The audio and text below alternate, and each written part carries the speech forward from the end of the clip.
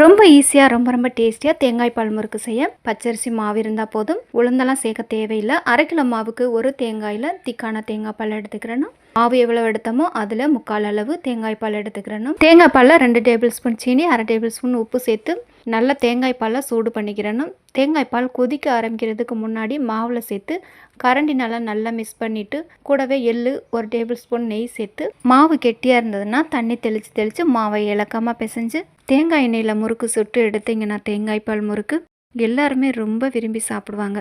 ரொம்ப ஈஸியாக ரொம்ப டேஸ்டியாக தேங்காய் பால் முறுக்கு செய்ய பச்சரிசி மாவு இருந்தால் போதும். உளுந்தெல்லாம் சேர்க்க தேவையில்லை. 1/2 கிலோ மாவுக்கு ஒரு தேங்காயில் திக்கான தேங்காய் பால் எடுத்துக்கிறணும். மாவு எவ்வளோ எடுத்தோமோ அதில் 3/4 அளவு தேங்காய் பால் எடுத்துக்கிறணும். தேங்காய் பாலில் 2 டேபிள் ஸ்பூன் சீனி, 1/2 டேபிள் ஸ்பூன் உப்பு சேர்த்து நல்லா தேங்காய் பாலை சூடு பண்ணிக்கிறணும். தேங்காய் பால் கொதிக்க ஆரம்பிக்கிறதுக்கு முன்னாடி மாவில் சேர்த்து கரண்டினால நல்லா மிக்ஸ் பண்ணிவிட்டு கூடவே எள்ளு 1 டேபிள் ஸ்பூன் நெய் சேர்த்து மாவு கெட்டியாக இருந்ததுன்னா தண்ணி தெளித்து மாவை இலக்கமாக பிசைஞ்சு தேங்காய் எண்ணெயில் முறுக்கு சுட்டு எடுத்தீங்கன்னா தேங்காய் பால் முறுக்கு எல்லாருமே ரொம்ப விரும்பி சாப்பிடுவாங்க.